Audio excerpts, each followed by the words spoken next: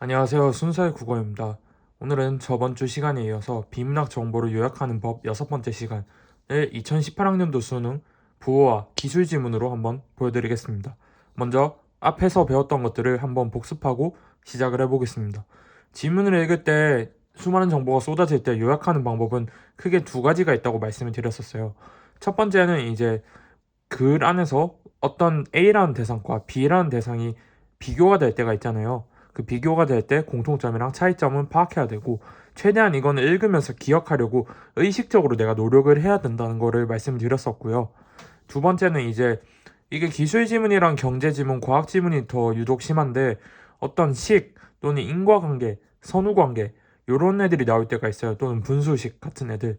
요런 애들은 밑줄을 쳐야 된다. 그리고 표시하고 문제에서 요구할 때 돌아가서 확인해야 된다는 것들을 말씀드렸습니다. 인간의 기억에는 한계가 있기 때문에 중요한 정보를 바탕으로 먼저 중요한 정보를 기억하고 세세한 정보들은 밑줄만 치고 돌아가서 확인하는 것이 효율적이라고 말씀드렸었죠. 이 지문들을 제가 카페에 올려놨으니까 먼저 한번 읽고 풀고 보시는 것을 권장합니다. 1문단부터 보겠습니다. 1문단에 보시면은 이제 첫 번째 문장에 보시면 디지털 통신 시스템이 어떻게 구성되는지가 앞부분이 이렇게 나오고요. 뒷부분에 이 디지털 통신 시스템이 무엇을 하는지가 나와요. 데이터를 빠르고 정확하게 전달하기 위해서 부호화 과정을 거친다라고 나오죠. 그럼 이걸 보면서 부호 과정은 그럼 어떤 것들이 일어나지? 라는 생각을 하겠죠.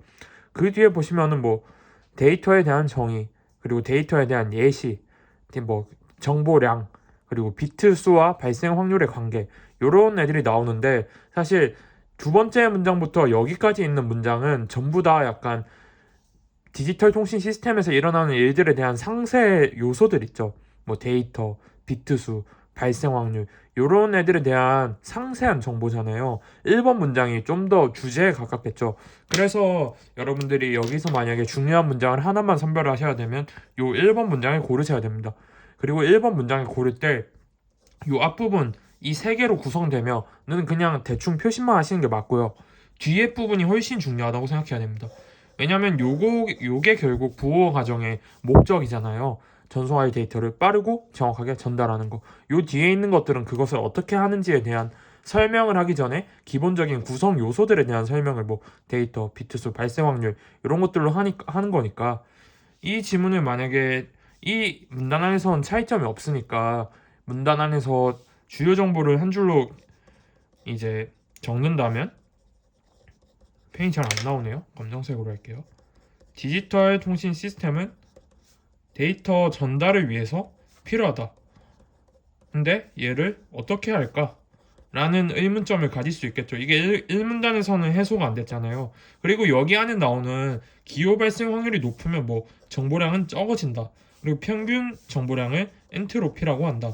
동일 발생 확률을 가질 때 최대값을 갖는다. 요런 애들은 제가 처음에 말씀드렸다시피 표시만 하고 넘겨야 돼요. 왜냐면 기억을 못 해요. 지금 첫 문단 안에서만 지금 식 관련 정보가 거의 2개, 3개씩 나오는데 2, 3, 4문단에서 안 나온다는 보장이 없을 뿐더러 여러분들이 3개의 식을 마음먹고 외운다고 외워지는 게 아니에요. 식이 진짜 많으면, 그리고 실제로 뒤에서 식이 더 나오고요. 그래서 이런 식으로 뭐 위아래 표시 또는 양옆으로 표시, 선후관계 같은 경우는 양옆으로 표시해야겠죠. 비례관계 같은 경우는 위아래로 표시하면 되고, 이런 것들을 대충 표시만 해두고 넘기시는 것이 좋습니다. 1문단의 핵심 정보는 요거였습니다. 2문단에 보시면은 송신기에서는 뭐 이런 세 가지 보호를 거쳐서 변환한다라고 나오죠. 그러면 여러분들이 이렇게 나열식으로 깔렸을 때 아까 1문단에서도 첫 번째 문장 보시면은 송신기, 채널, 수신기 이렇게 나눠졌잖아요. 이렇게 나열식으로 쏟아졌을 때 반드시 해야 되는 생각 중 하나는 이 세 가지 나열된 대상들 또는 두 가지로 나열될 때도 있겠죠. 이 두 가지 나열된 대상 간의 차이점은 무엇일까라는 거 생각을 무조건 하셔야 돼요. 그 차이점을 문제로 낼 때도 있고 안 낼 때도 있지만 웬만하면 글 읽는데 도움이 되거든요. 차이점을 파악하려고 본인이 의식적으로 생각하는 것 자체가. 그러면서 보시면은 소스 보호화에 대한 설명을 해줘요. 이 소스 보호화는 왜 하는 거냐? 아, 데이터를 압축하기 위해서 한다. 데이터를 압축하기 위해서 0과 1로 변환한다. 근데 결국 목적은 얘죠. 데이터 압축. 그래서 정보를 이제 가장 상위 정보를 잡으면 소스 보호화는 왜 하냐? 아, 데이터 압축이다. 그러면 이 데이터 압축을 어떻게 하느냐? 라는 정보를 또 잡아야겠죠. 그러면서 요 뒷부분에 뭐 비트 수에 대한 얘기를 해주고요. 최소값이 어떻게 되는지에 대한 얘기도 해주고 복원을 어떻게 하는지에 대한 얘기가 갑자기 나와요. 그래서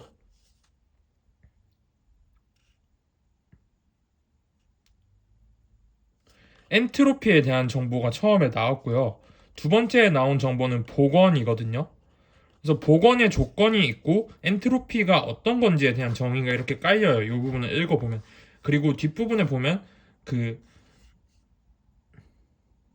뒷부분에 보시면은 뒷부분에 보시면 엔트로피에 최대한 가까운 평균 비트 수를 갖는 부호들로 변환하는 엔트로피 부호라는 얘기도 나와요. 얘에 대한 부호라는 새로운 얘기도 나오죠.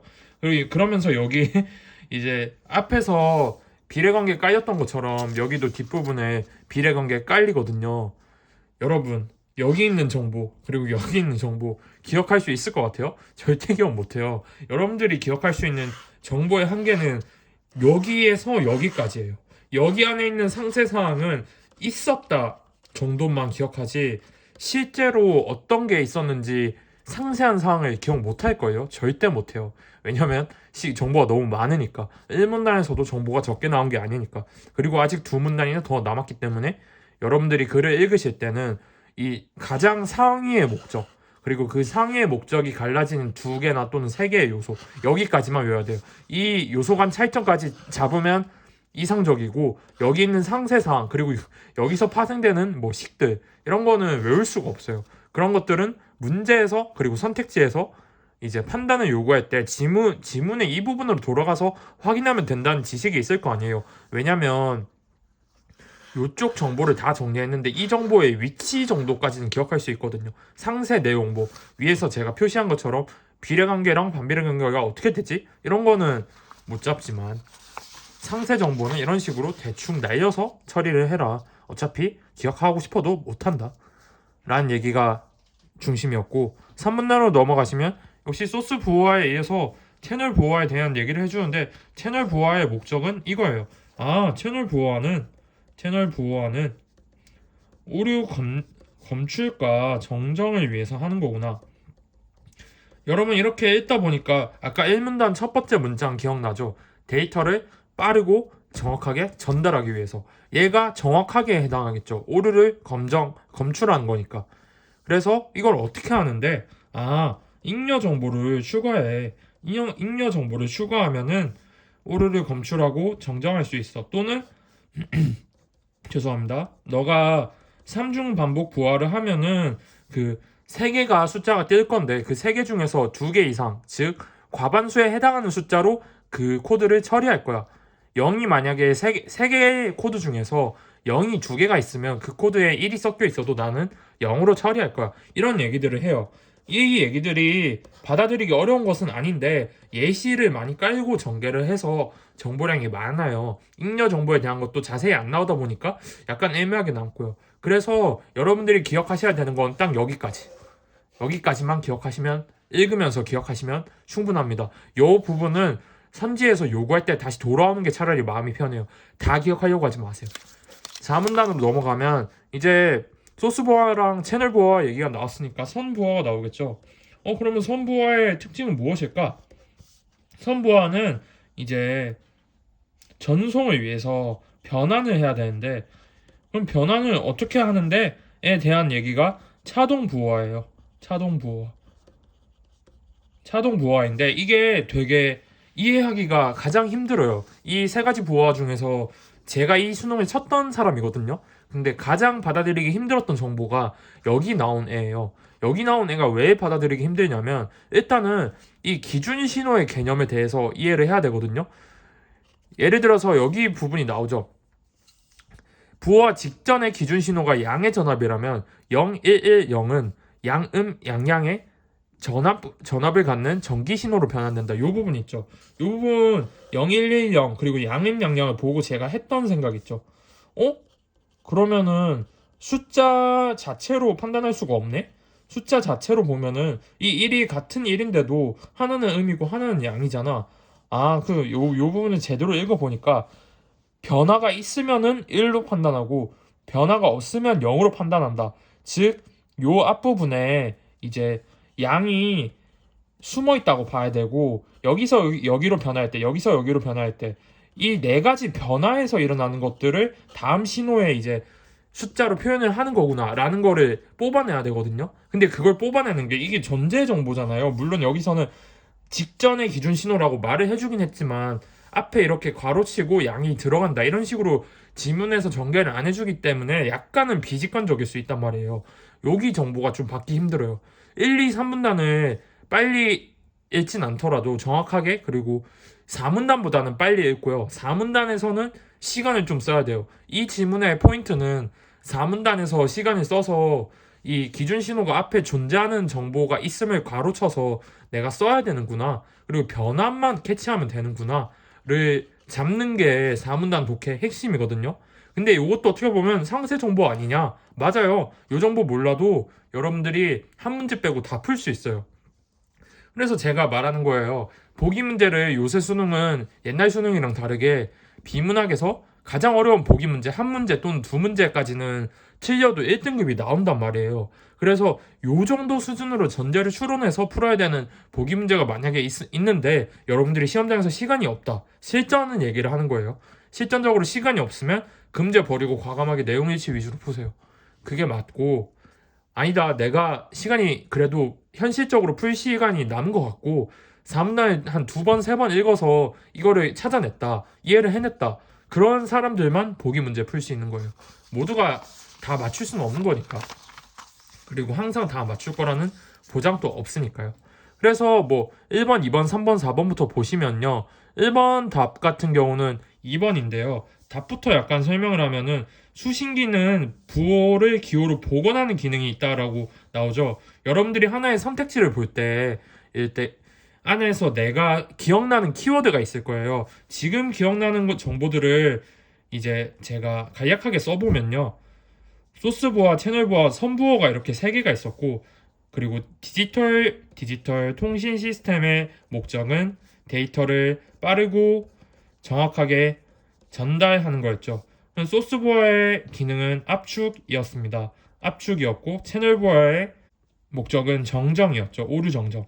그리고 선부호는 전압을 변환하는 거였죠. 신호를 변환하는 거였죠. 소스 보호를 하는 방법이 한 두 개 정도가 있었고, 채널 보호를 하는 방법이 한 두 개 정도 있었던 것 같아요. 선보호 관련 정보도 두 개 정도, 한 개, 두 개 정도 있었던 것 같고. 근데 여기 있는 상세 정보가 다 기억나진 않죠. 솔직히 나는 기억이 안 나. 근데 어떤 키워드가 여기에 해당하는지는 기억이다. 그거는 선택지를 보면 알죠. 복원에 해당하는 정보가 아까 읽었을 때 어디 있었는지는 기억이 나거든요. 이 복원이 맞는지 아닌지는 몰라도 이 복원이 제 기억으로는 소스 부하에 있었던 것 같아요. 소스 부하에 압축 얘기를 하다가 갑자기 복원 얘기를 했던 것 같거든요. 그래서 보시면은 실제로 앞에서 압축 얘기를 하다가 뒷부분에 복원 얘기가 나오잖아요. 그러면 여러분들이 이번 선택지에서 복원하는 기능이 있다, 이거를 보시고 판단해야 되는 거는 부호에서 기호로 바뀌는 게 맞나? 랑 수신기가 맞나죠.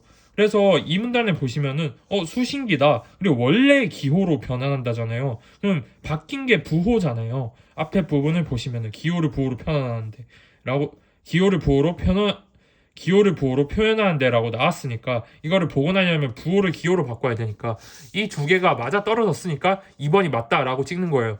이거를 판단하는 기준이 뭐냐면, 지문을 읽을 때 내가 지문에서 봤던 용어가 완전히 이렇게 기억은 나지 않지만 적어도 어느 쪽에 있었던 것 같은데? 라는 위치는 기억이 나잖아요. 여기 있는 정보로 답을 내는 문제는 많아야 한 문제 아니면 두 문제고요. 그리고 비문학이 첫 번째 지문, 두 번째 지문, 세 번째 지문이 있잖아요. 거의 첫 번째 지문 아니면 두 번째 지문에서만 돼요. 세 번째 지문에서는 난이도도 변별을 해야 돼서 여기 있는 상위 정보로만 답을 내는 경우가 거의 없어요. 그래서 여러분들이 이런 구조로 정보를 기억을 하시고, 이거 정도는 위치 정도만 있었다, 내가 이 키워드를 정확히는 모르는데 몇 문단이 있었는지는 기억이 나 하고 돌아가서 확인하시는 게 낫습니다. 여러분들이 그렇게 똑똑하지 않다는 가정하에는 문제를 풀려면 그렇게 하는 게 현실적이에요. 1번 같은 경우도 채널 보호하는 아까 2문단쯤에 있었던 3문단쯤에 있었던 것 같은데, 그렇게 생각하면 되고, 잉여 정보는 채널 보호화를 설명할 때 나왔던 정보 같아. 또는 이제 잡음으로 인한 오류를 이제 정정하는 게 채널 보호화잖아. 그래서 채널 보호화 관련 선택지가 3개나 되네? 이 생각을 하고 소스 보아는 첫 번째에 있었어. 이런 식으로 푸시는 거예요. 그렇고 아까 발생 확률 관련 인과 관련 정보도 나왔었잖아요. 1문단 말미에도 나왔고 2문단에서도 나왔고 그렇죠. 보통 문단의 끝부분에 얘네가 많이 배치됐어요. 왜냐면 세부 정보니까. 근데 발생 확률이 어디 있었는지 기억이 나. 분명히 이게 1문단 마지막에 있었고 엔트로피 관련 정보는 2문단에 있었어. 요거를 바탕으로 푸시면 돼요. 절대 다 기억하려고 하지 마시고요. 답은 2번이에요. 지문 안에서 그 동일 확률일 때 최대값이 나온다는 정보가 있었거든요. 근데 그 정보를 받아서 이거를 정호 판단을 OX를 하는 게 그렇게 어렵진 않아서 여러분들이 혼자 하실 수 있을 것 같고 3번 같은 경우도 똑같습니다. 이건 대놓고 앞에 무슨 부호화에서는 이런 식으로 깔잖아요. 그렇기 때문에 더 돌아가기가 쉬우실 거라고 생각이 들어요. 4번이 문제예요. 4번이 진짜 문제인 게 뭐냐면 아까 양음 영향 판단할 때 앞에 기준 신호가 보이지 않는 기준 신호를 바탕으로 양음 양양 이게 아까 지문에 깔렸던 거죠. 그래서 이렇게 변화하는 네 가지에서 판단되는 걸로 뽑아내야 된다. 라는 말씀을 드렸었죠. 그거를 약간 변형한 거거든요, 이게. 여기서는 지문이랑 다르게 하나의 신호에 두 개의 이제 비트를 이제 할당해요. 0 또는 1을. 근데 맑음은 00, 01, 10, 12 이런 식으로 약간 이진법으로 하거든요. 그렇다 보니까 지문에서 했던 3개짜리나 1개짜리랑 다르잖아요, 성이. 이거 약간 복잡하겠다라는 생각을 갖고 1번에서 2번은 사실 쉽게 제껴지는데 3번도 쉽게 제껴져요. 근데 4번이 헬이에요. 4번에서 올 게 왔구나. 이걸 써봐야겠구나. 라는 생각이 듭니다. 내가 혹시 실수하면 안 되니까. 그래서 기준 신호는 양, 그리고 뒤에 깔리는 거는 양, 이거를 다 써보고 실제로 이렇게 저는 다 4개 변화를 해봤었어요. 4개가 아니고 꽤 많은 변화, 6개인데 그러면은 얘는 변하네? 얘도 또 변하네? 얘까지 변하네? 이 3개는 변하고 이 3개는 안 변하잖아. 그러면 111, 000이니까 3중 반복이면 앞에서 반으로 자를 거 아니야. 3개씩 묶일 거니까. 근데 앞에 게 3개가 다 똑같네? 그럼 얘는 1이야. 얘 뒤에는 3개가 또 다 똑같네? 그럼 얘는 0이야. 1, 0이네. 근데 여기서 지문안에서 조건이 B는 1, 0으로 부호화를 한다고 했잖아요. 그러면 B가 1, 0이네? 그럼 이게 답이네. 이렇게 풀어야 되거든요. 근데 이렇게 풀려면은 두 가지가 필요해요. 전 두 가지는 필요하다고 봐요. 첫 번째는 아까 4문단을 읽을 때 이 앞에 있는 기준 신호를 바탕으로 첫 번째 이제 그 1 또는 0을 뽑아낸다는 거를 자기가 찾았어야 되고요. 두 번째는 이제 이 문제에서 조건이 바뀌었잖아요. 2개짜리로 바뀌었잖아요. 2개짜리로 바뀌었는데 본인이 3번 선택지를 볼 때 이 111001 그리고 101, 100 이거 판단할 때 반씩 잘라서 판단하는 거구나 라는 거 판단하는 거. 그 2개 못하면 4번 못 풀어요. 그 2개는 할 수 있어야 되는데 여러분들이 그나마 희망적인 게 뭐냐면은 이게 가장 고난도 문제잖아요. 요런 게 수능에 1년에 보통 1개 나오거나 많이 나오면 2개 나오거든요. 그거 틀려도 여러분들이 원하는 대학 가는데 큰 지장은 없어요. 솔직히 말해서. 그거 틀린다고 내가 원하는 대학을 정말 못 가 하는 학생은 차라리 그 노력을 수학에 붓는 게 나아요. 근데 읽을 때 파악할 수 있으면 당연히 좋죠. 파악해서 푸세요. 풀면 제일 좋은데 그 순간에 파악 무조건 할 수 있다고 보장할 수 있는 사람이 얼마나 될까요? 솔직히 말해서. 고난도로 가면 갈수록 여러분들 2년 전 수능에 나왔던 요거 있잖아요. 우주론 문제. 그런 거 나오면 그 문제는 무조건 틀려야 된다고 봐야 되는데 거의 무조건 틀릴 건데. 근데 나머지 문제 다 맞추면 여러분들 문과도 대학 쓰는데 지장 없고 이과도 지장 없다니까요. 이과는 더 그래. 왜냐면 과탐 비중이 더 크니까. 수학 비중이 훨씬 크고. 그 부분을 잘하는 게 훨씬 중요해서 여러분들이 마인드셋을 난 무조건 국어 100을 맞아야 돼. 이런 생각을 하시는 사람은 솔직히 이제 극소수니까 그런 그리고 그 정도 생각을 하려면 이미 다른 게 잘 돼 있다는 전제가 깔려 있는데 아직 상반기고 대다수의 학생들은 요 내용일치 문제도 제대로 완벽하게 못 푼 학생들이 많기 때문에 기본에 충실하셔서 공부에 임해주시면 좋을 것 같습니다. 오늘 영상은 여기까지고요. 여러분들의 비문학 공부에 좀 도움이 되었으면 좋겠습니다. 도움이 되셨으면 구독이랑 좋아요 한 번씩 부탁드립니다. 감사합니다.